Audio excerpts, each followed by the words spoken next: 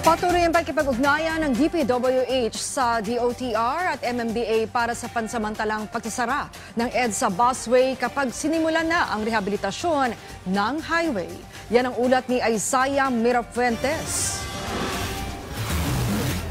Isasara ang ilang bahagi ng EDSA bus lane. Ito ay para sa isasagawang rehabilitasyon sa EDSA. Nakikipag-ugnayan ng Department of Public Works and Highways o DPWH sa Department of Transportation o DOTR at Metro Manila Development Authority o MMDA para sa gagawing pagsasaayos sa kalsada sa kahabaan ng EDSA.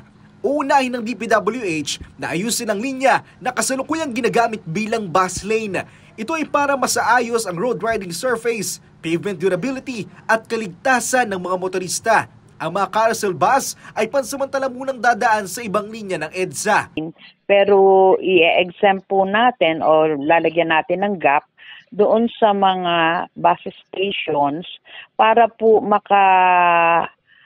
yung ating pong riding public po ay makasakay pa rin po sa mga buses dahil po i-exempt po muna natin yung para makapasok po sa bus station yung pong ating mga buses. Unahin sana ng kagawaran ng pagsasaayos sa bike lane pero mas mahihirapan raw sila dahil sa mga business establishment na matatamaan. Inaasahang magsisimula na ngayong buwan ng EDSA rehabilitation.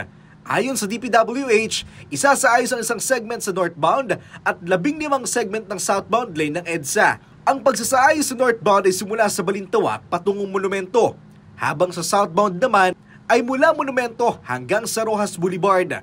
300 milyon ang nakalaang pondo para sa northbound lane at 15 billion naman para sa southbound lane. Kasi po wala na yung bus lane, paano naman?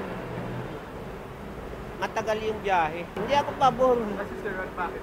Kasi po, malaking tulong din po sa transportasyon. Hindi po kasi, parang malaki pong nakikinabang sa carousel. Ayon sa DPWH, inaasahan nila na magdudulot ito ng mabigat na daloy ng trapiko. Pero nangako naman ang DPWH na magiging 24 hours ang pagsasaayos ng EDSA bus lane. Isaiah Mirafuentes para sa Pambansang TV sa Bagong Pilipinas.